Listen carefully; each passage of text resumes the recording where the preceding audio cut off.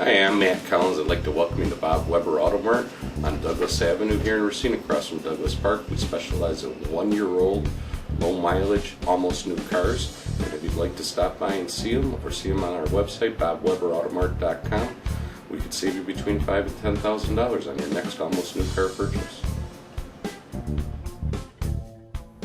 Welcome into another edition of Sports Junkies. I'm Sparky Fifer from the Wendy's Big Show, along with Gery Woelfel from the Racine Journal-Times, one of the top 5 NBA basketball insiders in the country, striving to be in the top 3. We'll see if he can get that done in 2014. Time to talk a little Bucks basketball now as we go forward come up with some of your into the season. I'm sure you gave that a lot of preparation. Now, let's talk about the Bucks a little bit here.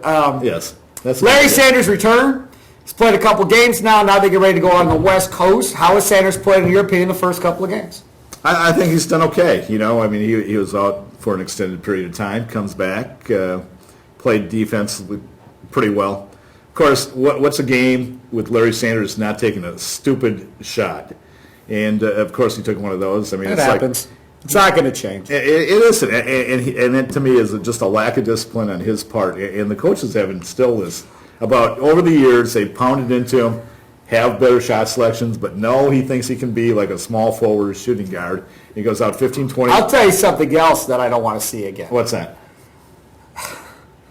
If I ever see Larry Sanders at the free throw line, trying to make a bounce pass to a cutting guy along the baseline again, just please don't do it. Do not do it. Hand the ball to somebody.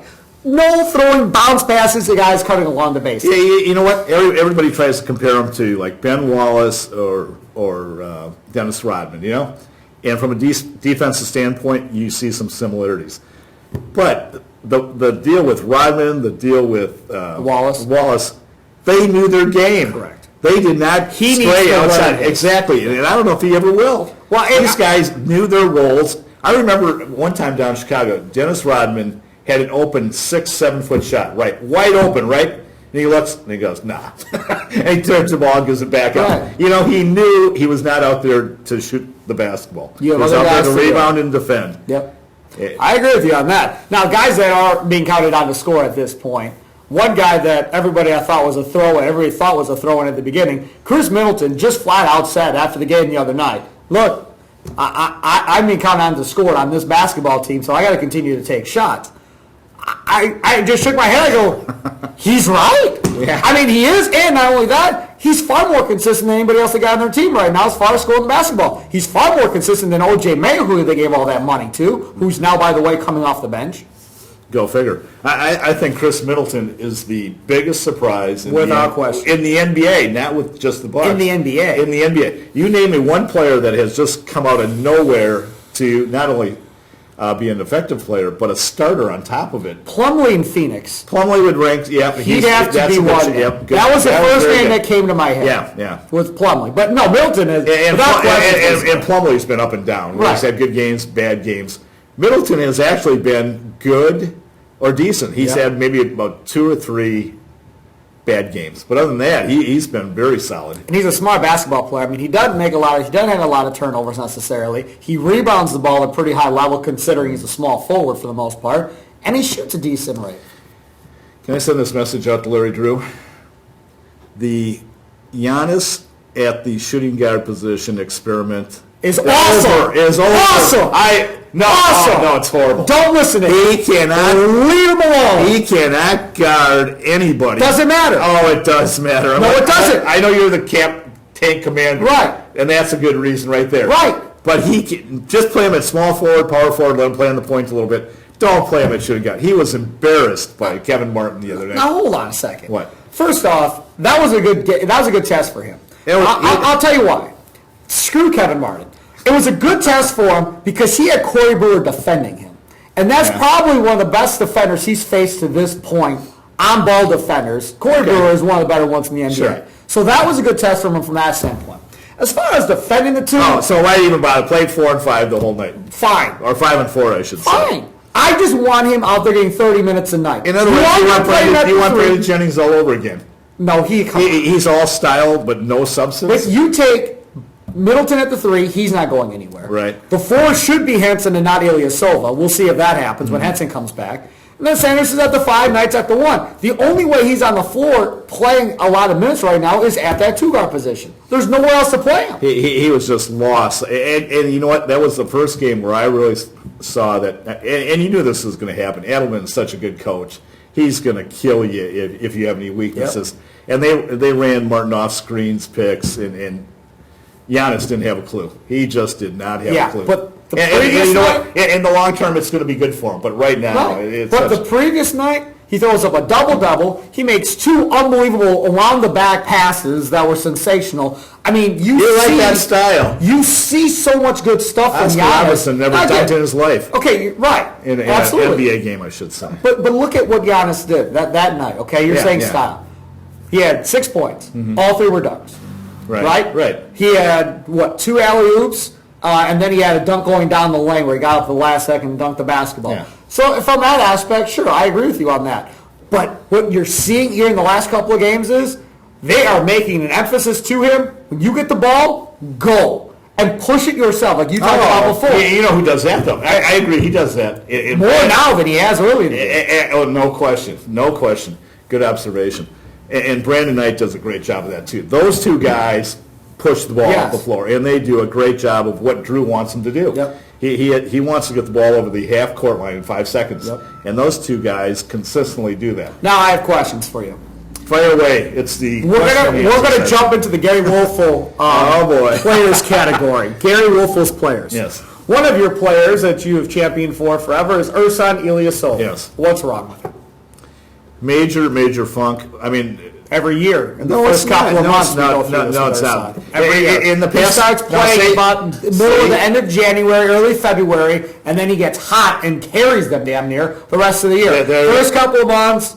There was a big difference. Those first couple of years were under Scott Skiles, who believed Ersan Ilyasova was a 6th man. Okay. He kept his minutes down to 15 to 18 a game. You're not going to put up big numbers playing 16, 18 minutes a game. When he played 30 minutes a game, his numbers and everything, increased substantially. This year, though, he has been getting minutes, but the problem is his ankles were an absolute mess. And everybody knows that. So are they fixed? Are they fixed? I don't know. He's not 100% by any stretch. He's probably about 80%. But he's the one big guy that can stretch the defense. You know this. I mean, he goes out on the perimeter. But that poor guy, I mean, I saw this early in training camp. He was not ready to play. Okay, so who starts at power forward? If you're Larry Drew, you can tell him right there. Ersan or Henson, who starts on this West Coast trip? I start Ilyasova, and I play Henson at center. And I bring Sanders off the bench till he's ready to roll. Okay, fine. Break him in. And that's the same philosophy with Giannis. Instead of starting him, he can still play big minutes. Don't start him. He's not ready. It's just like Brandon Jennings. They're throwing him into the fire. Well, hold on a second. You were getting off to such horrible starts with O.J. Mayo at that 2 position. They were getting off bad starts with anybody that was in there. Fine, but this unit that he's been playing, now, they just changed it when Sanders came back. But prior to that, with Henson starting at center, and Middleton and Giannis and Brandon Knight, they were actually playing well early. They were. So why go away from it? Just leave it as it is. Now, one of your other guys that you love, Caron Butler. Yes. I loved your reaction. Want to tell me what this is all about? What's there to tell about? He's not playing well. Now, the last game, he actually shot 2 or 3 threes. So thank you for not taking 7 or 8 threes in that game. The other day... But he was missing, he was just missing wide open jump. You were complaining the other day about Cron not taking a 3-point shot. I was complaining for him taking too many 3-point shots. Okay, you know what? I looked it up that night. What do you think he was shooting? Now, this is... 36%? 35%? That is a very good... I don't care. I don't want him taking those threes.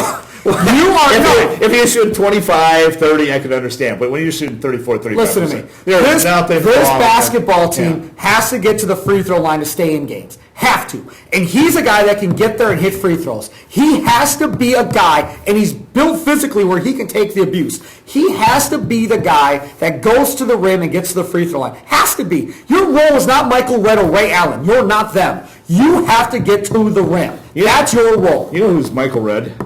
There isn't a Michael Redd on this team. No. It's Harden. If you watch James Harden, I swear it's Michael Redd reincarnated. He's more athletic than Redd, But I'll tell you what, he gets the ball on the perimeter, pound. Everybody's just sitting around, and it's like, this is Michael Redd. Yep. And that shouldn't happen. And that's kind of McHale's fault. That should not happen. When you have Dwight Howard inside, that ball should be moving. And Rick Adelman would take better advantage of what they're doing on offense in Houston than what Kevin McHale is. Getting back to Caron, too, and I haven't talked with him for several days, but I contend he still should be starting, and they should bring Giannis off the bench. Let Butler play. The 2? Yeah, no, at 3. But who's playing the 2? Whoever you want. Well, tell me. The only other guy you got is Mayo. Yeah, and I agree. And that's who I'd start. I'd start Todd Mayo. OJ Mayo. Might as well, same thing. Same thing. No. Well, what? Speaking of Todd Mayo, should be starting at Marquette, but that's another story. This whole thing with the Bucks right now going forward, now we go on a West Coast trip, we got 3 games. Yeah. How many games do you get on a 3-game road trip? We're talking about the Lakers, Utah, and Phoenix. We did this the other night at the Pick and Say Basketball postgame show. Yeah. But now we're going to get it on video, too, so you can't say you didn't say what you said on the postgame show. So go ahead. I understand you went out on the town on Friday night. And then on the post-game show Saturday, you obviously... I was at the Bucks game Saturday. You had a hangover. No. No, when did you tell me that they were going to win 2 of the 3 games? Saturday night. Saturday night. I didn't have a hangover. What was the holiday Saturday? I went to the Bucks game. What would prompt you to say they're going to win 2 games then? Because with Sanders back, that helps them against Utah for sure. No. And Utah's not a very good team. Yeah. So Sanders helps them against Utah, providing Henson's back too. You need Henson. But now you're finally at the point of kind of getting healthy. So if Henson plays in these 3 games, and the Lakers are a train wreck. So the Lakers and Utah are both winnable games. I don't think they can beat Phoenix. They can win those first 2. You heard it here. The Lakers are going to get Jabari Parker. Just telling you. Why? They're going to be awful. They're going to get the number 1 pick. They are not going to get the number 1 pick. Okay, just telling you. So you think they're going to have the worst record in the league by the time this is all done? They don't have to have the worst record. They could be, 4, 5, 6, and they'll end up getting the number 1 pick. That's my prediction. We got to go, but I got to bring up something else too. I had a caller the other night that is a big NBA draft guy, because most of my listeners are, because that's all we care about now is the draft. And he went on to a website, and on that website they had a new mock draft up. Right. And they did it in order of record right now. Okay, so the order today, everybody got what they should get. Right. So the Bucks were number 1. Right. They had the Bucks taking Joel Embiid. They compared, this gets better. They compared Joel Embiid to Hakeem Olajuwon. Sure. Now, do you see Hakeem Olajuwon in Joel Embiid? A little bit, yeah. Athleticism, I see a lot of similarities, but he's not going to be Hakeem Olajuwon. Mark my words on this. Would you take him if you're the Bucks now? No, I wouldn't. Because the Bucks if they have the number 1 pick? The Bucks have, okay, but look at the Bucks roster. Just think of who's on the roster. Would you take Embiid at 1 over Wiggins and Parker? That's where you're making your mistake right now. You don't look at the roster. You take the best player, period, with the number 1 pick. Who is? Jabari Parker, in my mind. You would take Parker. Wiggins would be I would take Wiggins. You would take Parker.